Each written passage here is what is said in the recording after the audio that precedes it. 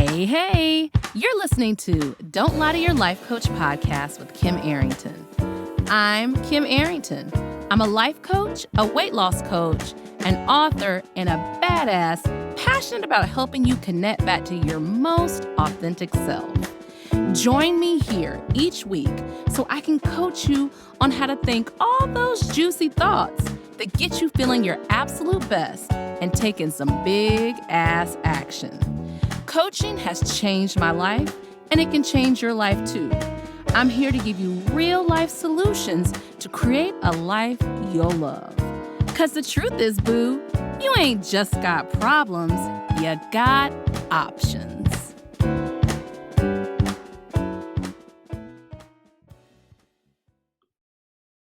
Hey, y'all. Ooh-wee, it's podcast recording day. Yay! So I'm not naked. If you're watching me on YouTube, I'm not naked. I'm just showing my sexy shoulders. You'll see my little, denim dress top creep in. Hey, today we are talking about parenting. Now, I want to tell you, I had not planned on doing a episode on parenting right away. But I always get inspiration from real life shit. And I have a friend or two who is going through it. And I've been supportive of them. Also, my clients, I've helped literally every client who has children. We have talked about their kids. Every single client who has kids, that is like an ultimate rule. The Amazon dude is like, just came by the window. I knew he's going to ring the daggum doorbell. Anyway, I have a doorbell. Y'all know that now. So anyway, parenting is a good topic for me. I do not have any biological kids at this point. And I have been a stepmother for over, almost 10 years. And so I have a unique perspective on parenting. I do want to say this, though, at first. You all get, your panties in a bunch. You get really stressed out when we talk about our kids. And I just remember years ago, everyone skewering Oprah because Oprah didn't have biological kids. However, what I appreciated about Oprah was she was trying to help y'all. And she did talk about kids because y'all talk about the problems with your kids all the time. And she was trying to kind of build y'all up so that you could go and be, there with your kids and be with yourself and therefore there with your kids. So I have 5 questions for you to ask yourself in this podcast episode. And listen, if you don't have kids, do not shut this off because you are attached to people. You love people. You care about people who got the kidlets, okay? They've got kids. And it is a part of the conversation at a dinner table that you sit with your best friend or, your sister or brother or your non-gender conforming, friend. They are talking about kids. They are talking about the kids. If you don't have biologicals or adopted kids, they're talking about the kids in their classroom. They're talking about the kids in the neighborhood. So I think it's really important for us to understand kids. And by the way, kids, it's not just a woman issue. It's not just a man issue. It's not just a gender non-conforming, non-binary issue. It is a whole, all of us world issue. It is. We spend a lot of time worrying about kids. We spend a lot of our energy trying to figure them out. And what I want you to do is pull back a little bit. We're going to be talking about how to figure you out. Okay, let's get started. First of all, my mom is somewhere like, she don't listen to the podcast, y'all, because I say fuck too much, but that's okay. She's entitled to do what she wants. I love her boundaries, okay? So here's the thing. My mom was so frustrated with me as a kid because I always had a messy room. Unless somebody was coming over, then it was a clean room. But my mom always used to say, if you just clean up when you mess up, everything will be cool. Okay. I've been doing that a lot this week. I got frustrated with myself because I wouldn't put something back after I used it. And the last couple of days, I've been cleaning up when I mess up, and it is golden advice. The house is cleaner. I feel more at peace. Everything is feeling better. That cleanup when you mess up. If we apply that to ourselves as we think about our kids, I didn't say clean up little Teray or little Jamal or Keisha or Sarah. Didn't say you clean up their mess. We're thinking about how you clean up when you mess up, when you think you've messed up with your kids, when you feel like you're the only one going through this. I'm telling you, this is one of the biggest topics I help my clients with. If you need help, y'all go to kimarrington.com /waitlist, or you go to my website, kimarrington.com, get on my coaching wait list, and we can talk about it. Okay. So let's talk about it. Let's get into it. Here is your first question. Okay. Who are you before you were a parent? And how can you let some of that back in? Okay. So if you have made your life completely about your children, the problem is you have made your life completely about your children. If you are hyper vigilant, okay, that means super duper focused to the fact, the point you feel it in your body. It's a constant thought about what's happening with your kids. I get it, y'all. I get it. I have been there, but I got to say this to you, okay?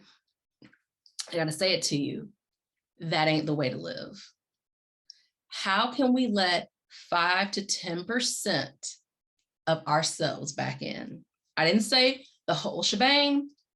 I didn't say go back to 80s you, some of yourself, okay? So what are some things, how are some ways to do that? Just was watching Mel Robbins, and she talked about hobbies, right? Hobbies can change your life. What were you doing when you were 8? What were you doing when you were 10? What did you love when you were 26? Who were you before these kids came? What, can you take a class? I didn't say it was gonna completely change your life, but it allows you to put concentrated time and effort back to you, okay? What is something that you've always wanted to do? Maybe you take Jamal and drop him off with grandma and you go do that, okay?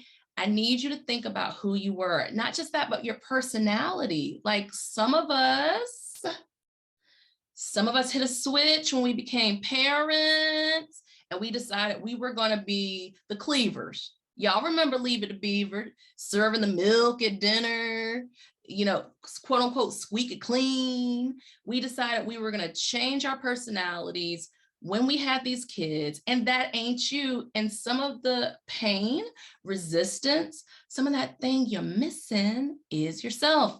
I have a friend who was going through it with her child. And that was the question I posed to her. I was like, look, what do you want to do just for you? What do you need just for you? How can you go and do something just for you in this moment? Because what happens with our kids, if we're not careful, we are in the future, what could happen, or we're in the past, what did happen. We don't even see the present. We can't even see it.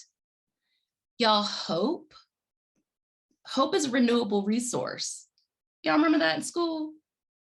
Your renewable resources, things that can, come back or be reused. Think about water, y'all. You piss in it, you take a dump in it, it goes to the water treatment place, they clean it all out, and you get it back in your faucet. You don't even think about that. Hope is a renewable resource. And you've got to remember that. If you're going to be on this journey of being a parent, you've got to realize you're going to have to engage your hope. Okay. A great episode to listen to is my first one. I just want my hope back, because some of what y'all are feeling as parents is you feeling pressed upon. Y'all ain't becoming diamonds with the pressure. Y'all is feeling crushed. And what I want you to do is to pull yourself out of that journey sometimes and remember, oh yeah, I like to go to the Target, or oh yeah, I like to go on walks. I haven't done that recently. Oh my God, I love Mexico. I think I'll go on a trip. You've got to not just be a parent, you've got to be yourself. So that question I asked is, who were you before you were a parent? And how can you let some of that back in? Okay, I'm gonna go to the next question. The next question is, why are you trying to right all the wrongs of your parents or of the absent parent in your relationship with your child? That's a long ass sentence, Kim. Let me say that again. How are you trying to fix all the things your parents did wrong in your relationship with your child? Are you even aware of that? Is it unconscious? And or if you are a single parent and you are raising a child by yourself, how are you using the ghost of the absent parent? How are you using the ghost of the absent parent to motivate yourself in a way that is not empowering? Okay. Here's what I typed under that. It just doesn't work. Now, I am not saying that some of us have gone through very difficult, challenges with the absent parent, very difficult challenges with our parents. And we decided, hey, I'm not going to do it that way. But if you are constantly hearing on repeat, I have to do this because, my child only has me, or if my mother did this and it was so devastating, my dad did this, my grandma, my aunt did this, it was so devastating to me, I can never do that. You got to stop and ask yourself if you are creating that pressure that is crushing you versus something that is empowering you. Like this idea, I can't make mistakes, perfectionism, which y'all really, perfectionism is self-sabotage. Thinking you got to knock it off the box every time with parenting and thinking you can't make mistakes, that is self-sabotage. That is not kind to yourself, okay? Here's what happens. When you try to right all the wrongs that have happened to you through your kid, you cannot see your kid as an individual, as their own person. And what happens is when your kid rejects, you seeing them through your lens, thinking about how they should be, what they should do, how they all the time, then your anger builds and builds and builds. It's like smiling through clenched teeth. I'm supposed to do this, but yet it is killing me. Now, y'all are going to at me. People gonna get mad about this episode. Okay. Sometimes you got to get mad. If you're already mad, you might as well listen to a perspective, because I'm not actually coming for you. I'm not atting you in this one. I'm not coming for you. I'm trying to create a supportive environment for you, because all we're thinking about is a supportive environment for our kids. And it is not a supportive environment for us. Okay. So I got to tell you this story about Frankie. I ain't even changed his name. When I used to work at an alternative school, there was a kid named Frankie. I loved Frankie. Frankie was this gentle giant. He was this big guy. He was so sweet. He was all these things until Frankie got angry and you got out of Frankie's way. I worried a lot about Frankie. And let me tell you, this was so funny. One day I was in my neighborhood and this kid kind of rolled up on a little embankment in front of me. And I pulled up and said, "Are you okay?" Y'all, it was Frankie. Frankie was like, "Miss Kim, oh my goodness, oh my goodness." Frankie rolled up on the embankment because he was test driving a car at the mechanic shop that he worked for. And I guess he found out that whatever it was trying to be fixed was not fixed. But we sat there, for some time and just caught up. And I got to see how Frankie, that kid who could clear a room with his anger, I visibly remember pressing myself up against the wall to get out his way. He was a mechanic. He was doing his thing. We don't always have the ability to see the outcomes of our kids. Our kids who drop out of college may end up being entrepreneurs. Our kids who change from academic to loving photography may end up having a photography business or doing that and end up going back to college later in life. We aren't able to always see the outcomes of our kids because, y'all, we are not subjective. Sorry, well, no, what I meant to say is we are not objective. We are completely subjective. We are too close.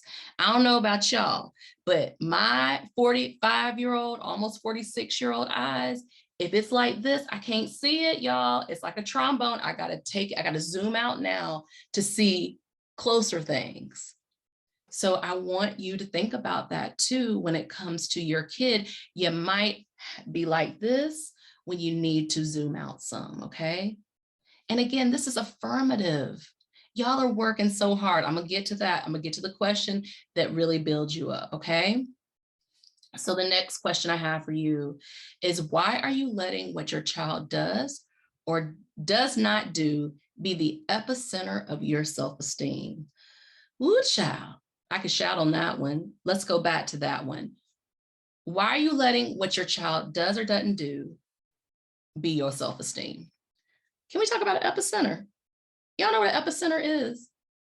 An epicenter in a earthquake or a tsunami, too, because the tsunami is basically an earthquake in the ocean floor, underground, don't at me, geologist. I'm making some of this up. But the epicenter is where the quake happens, where so much of the damage is. It's where the plates under the earth are pushing up against each other. Y'all cannot let your self-esteem be dictated by what your kid does or doesn't do. And can I tell y'all something? Being a stepmother, this has been the hardest lesson for me. That's why I'm telling y'all, I've been in the trenches where y'all are. I had to zoom out. I had to pull back. You're letting your kid determine the quality and the happiness of your life. Y'all know that these kids, their brains are not even fully formed yet. You're letting someone with not a fully formed brain determine the happiness, the joy, the peace of your life, and you got the fully formed brain. Think about it for a minute. Okay.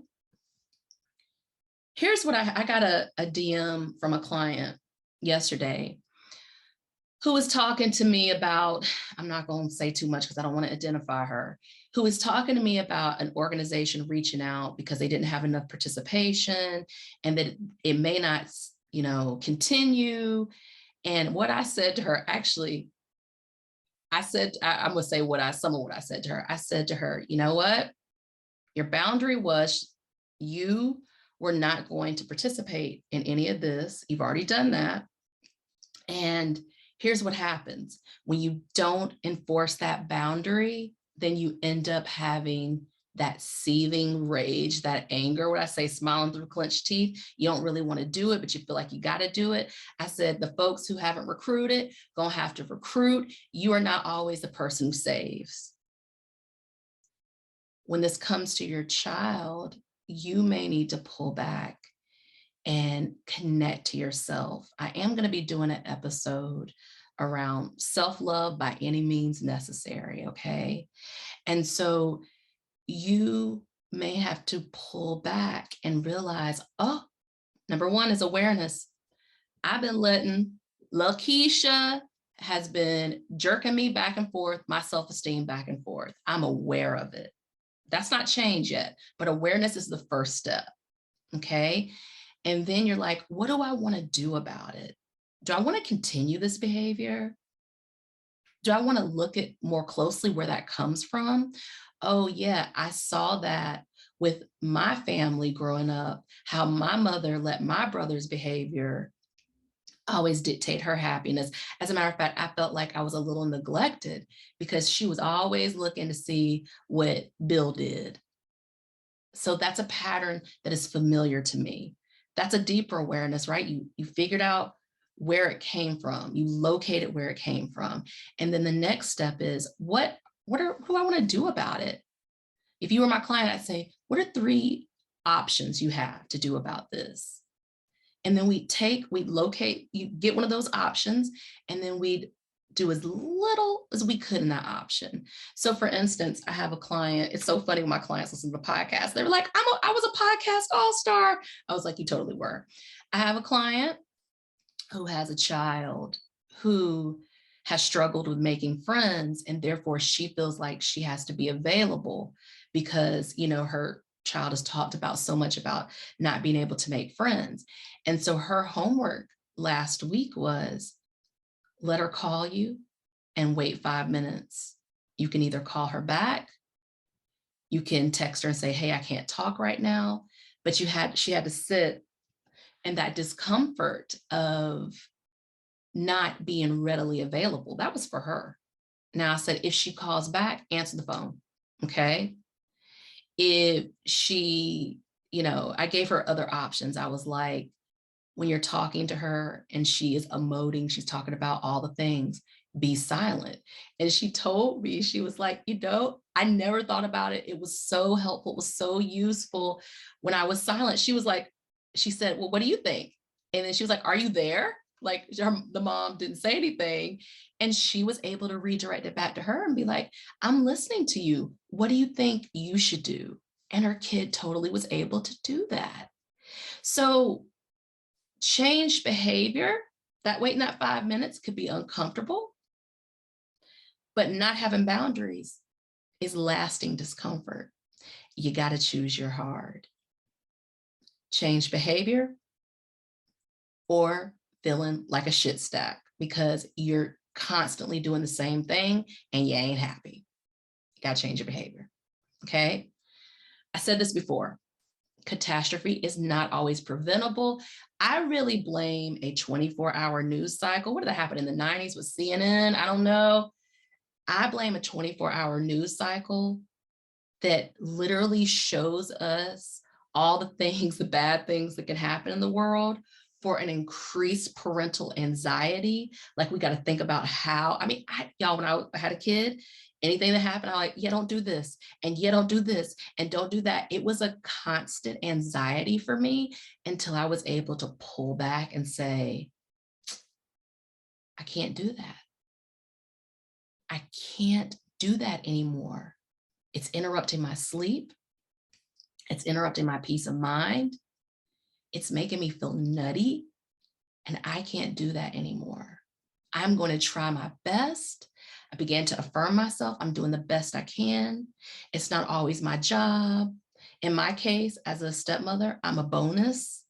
My kids have their parents. I know if these are your kids, I'm doing the best I can.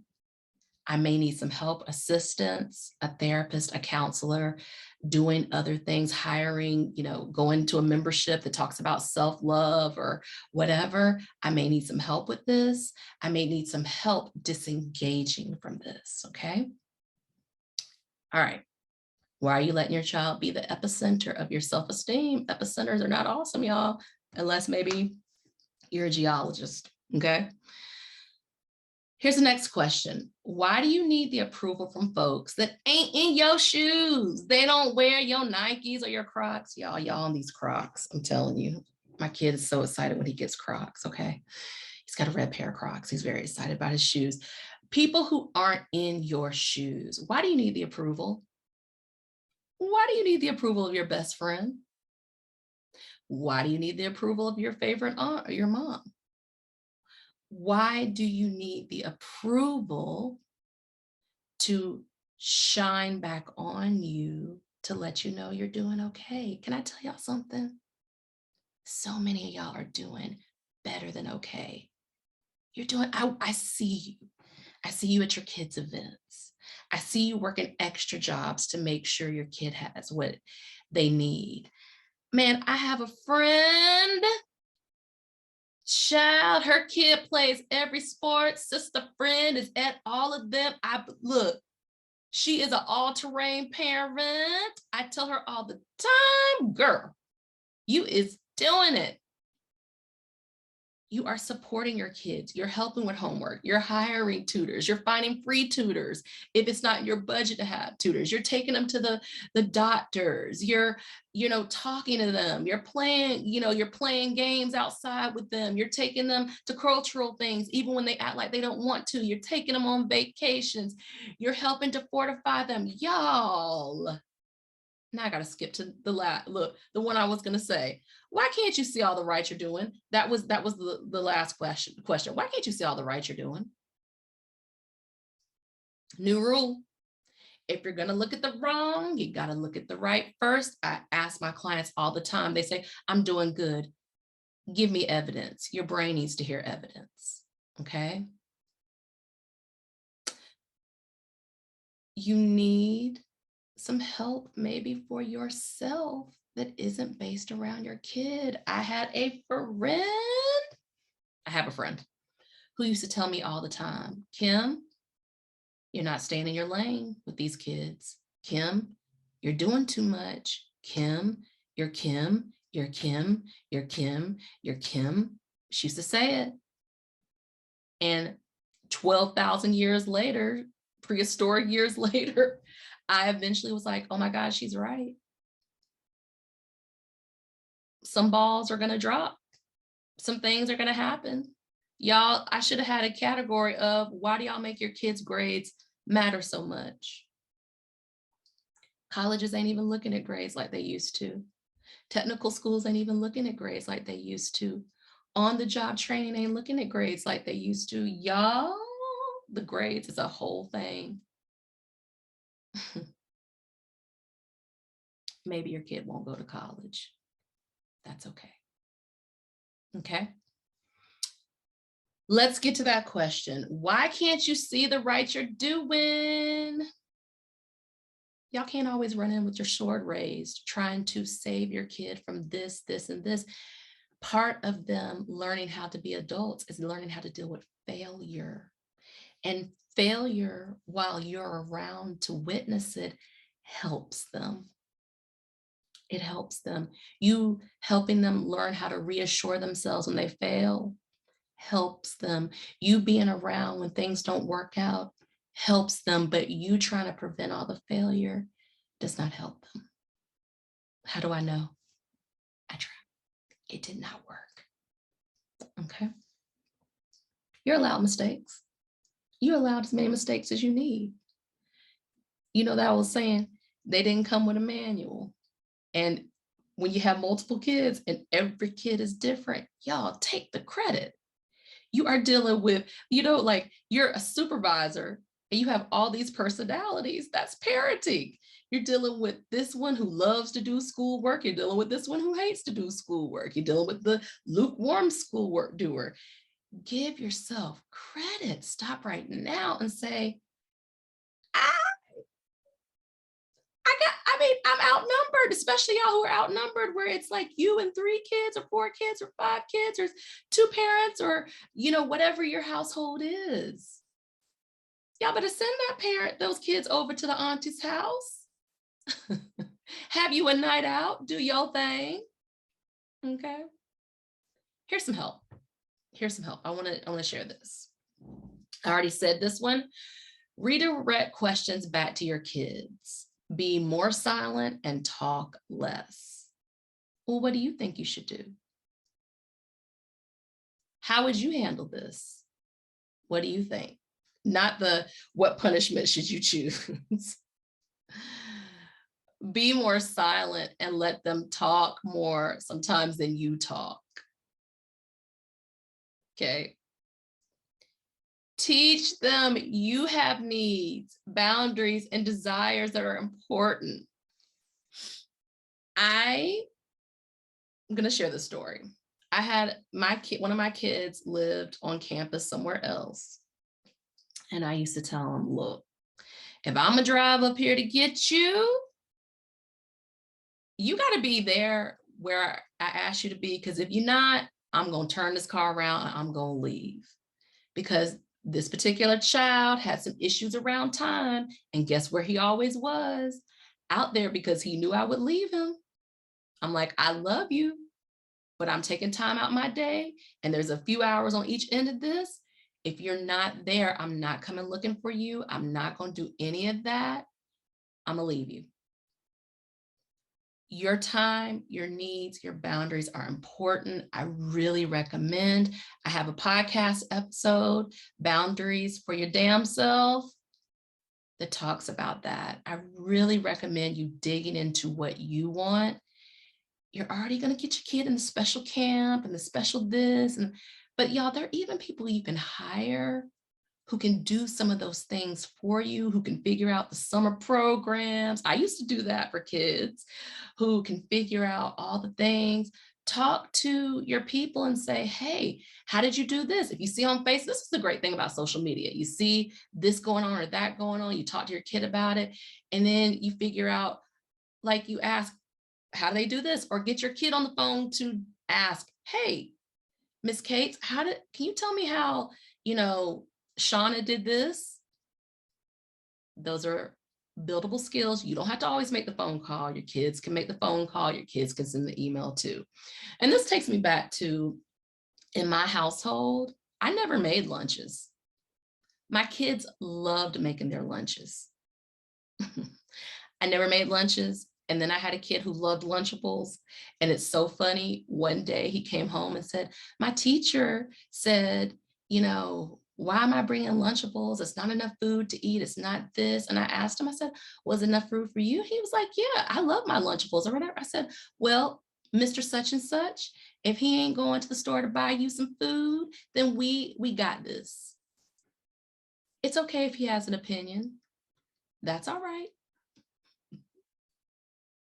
In that moment, I taught my kid that if his desires were being met, people don't need to understand it. But I never made beds. I taught my kids were making beds at 3 and 4. Okay. I never made lunches. They loved making lunches. Now, occasionally I'd be like, you cannot put 75 things in your lunch bag. Show me what you can put in your lunch. Okay. There were some questionable lunches that happened. We worked through it. The bed making, it was real special looking, but we worked through it. Okay. But I was teaching them developmentally things that they do. I also was a big believer in not getting up kids. They would set their alarm. They would get up. It was building independence in them. Now, can a 3-year-old do that, y'all? A 3-year-old can't quite do that. But once they got to like 2nd, 3rd grade, they were able to get up with alarms. And then it was like a check on, are you up? You set your alarm, didn't you? Okay. You can't prevent judgment. What I have that episode, everybody talks about everybody. You can't prevent judgment. People gonna judge you. People gonna ask you questions you don't want them to ask. You have lots of options. I don't want to answer this question. You could say, hey, I appreciate your concern. I think I got it. Or you can be like, hey, thanks. Tell me what you did. Okay, cool. You could just let them talk. Or you can be like, yeah, I'd like to talk about this. How would you do it differently? Or you could be like, hey, you know what? Let's put a pin in that. What do you want to do this weekend? And change the subject, okay? You got to be tolerant of your mess ups. Rarely will they upend your child's future. You can apologize. You can say you're sorry. I had a boyfriend one time who told me, it was a good lesson, but it created some shame in me. He's actually still my buddy. He said, well, when you apologize, you're basically saying that you're not going to do that behavior again. So if you apologize for something, try to try to see if you cannot do that behavior again. Sometimes you will, maybe, but try to see what you can do about that. Okay. This is so funny. I had a client this week. Well, she's going to be, when I talk to her next week, she's going to be like, or whenever this airs, she's going to be like, oh my goodness, I really was a podcast all-star. You really were. She is losing weight and she's eating less. And she noticed her partner also was eating less too. And I always tell people, kids, your partner, everybody learns by watching. I know when someone like wears a cute outfit, I'm like, a color combination, I'm like, I'm gonna try that next time. Or when someone gets something to eat and I don't get it that time, I'm like, I think next time I'm gonna have some of that. So you can do that too. Like, you learn by watching people. Think about all the things you've learned by watching people. People are always watching you. So if you're practicing self-care, if you're, and I don't want to get into that because self-care ain't just a bubble bath. We already know that, right? If you're taking care of yourself, if you're working out, if you're doing, all the things like eating the way that feels good for you, people are going to notice. So her partner ended up eating less too. You don't have to always tell people, I'm concerned about your weight. No, you should. I'm concerned about your weight. If you are on a weight loss journey and you are doing things, people are going to watch you do it. They're going to ask you questions, or they're going to start doing some of the things you do. That's powerful, y'all. It's not just about weight loss. Y'all know my thing. If you don't want to lose weight, don't ever lose weight. Okay. That's how I feel. But it's just anything you're doing. Okay. My kid, can I go on a hike with you? Sometimes they can go, sometimes they can't. Okay. Get yourself some help. Get yourself some help. There is so much help out here. Therapists, coaches. There's so much help. There's YouTube videos. There's parent groups. If your child is having a substance abuse problem or you grew up in a household with that, there's Al-Anon. There's all these things out here. So sometimes instead of running in to rescue your child, you need to think about, what do I need? Answer that question. Okay. So y'all, let me be the person who tells you what you're doing with your kid is great. No matter what the results are. By the way, results don't always equal great. You can be doing things and things are a little sideways with your kid. What you're doing with your kids is great. I'm concerned about what you're doing with you. Okay. I want you to think about this week. Your homework is, how am I supporting myself? If I was my own kid, like if I would support myself the way I'm supporting little Teray, how would I be doing things different? What would I be doing? Like, how could I be supporting myself on the journey of this parenthood journey? What could I be doing differently? And y'all always know, reach out to me and I can help you. Okay. All right, y'all. Have a good one. See the credit this week. See the things you're doing right. Do not always focus on what you're doing wrong. I am a fan of yours and what you're doing. All right. Have a good one. See you next week.